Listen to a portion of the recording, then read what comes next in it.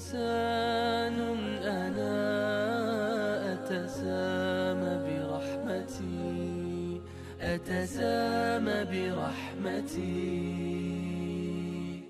السلام علیکم ورحمۃ اللہ وبرکاتہ. حامدا و مصلیا اما بعد. ناظرین، مرسی ٹی وی پر آپ کا استقبال ہے اور میں لے کر حاضر ہوں ایک اہم پروگرام، خوشخبریاں اور وعیدیں. آج کا موضوع ہے صبر اور اس کے فوائد و ثمرات. صبر صرف کسی پریشانی کو برداشت کر لینا، غصے کو پی جانا ہی صبر نہیں ہے. دنیاوی معاملات میں اپنے آپ کو کنٹرول کر لینا ہی صبر نہیں ہے، بلکہ اللہ تبارک و تعالیٰ کے دیے گئے احکام کو پابندی کے ساتھ انجام دینا اور اس راہ میں آنے والی رکاوٹوں کو برداشت کرنا اور ہر لحاظ سے اللہ کے حکم پر قائم رہنا، یہ بھی صبر ہے. صبر کے بہت سارے فوائد ہیں.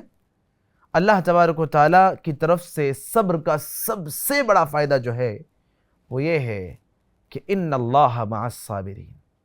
اللہ تبارک و تعالیٰ صبر کرنے والوں کے ساتھ ہوتا ہے.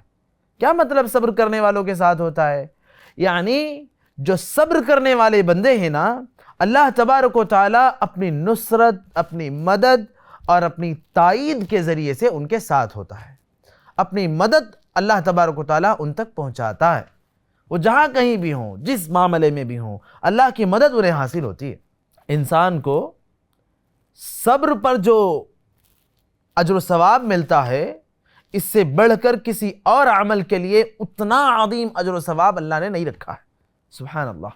تو دیکھیے نا، آپ صبر کرنے والا بندہ وہ اللہ تبارک و تعالی کی نصرت، اس کی تائید اور اس کی مدد کا حقدار بن جاتا ہے.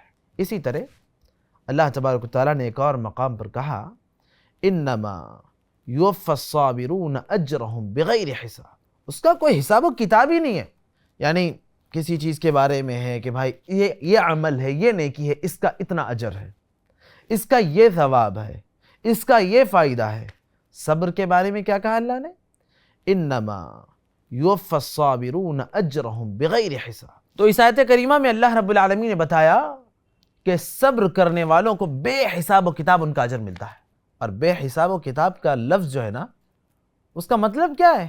اس کا مطلب ہے کہ اس کا اندازہ نہیں لگایا جا سکتا.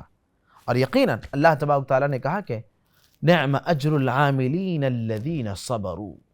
صبر کرنے والے جو بندے ہیں نا، اللہ تبارک و تعالیٰ کی طرف سے اللہ نے کہا کتنا بڑا اجر ہے ان کے لیے، کتنا بہترین اجر ہے ان کے لیے. نعم اجر العاملین الذین صبروا.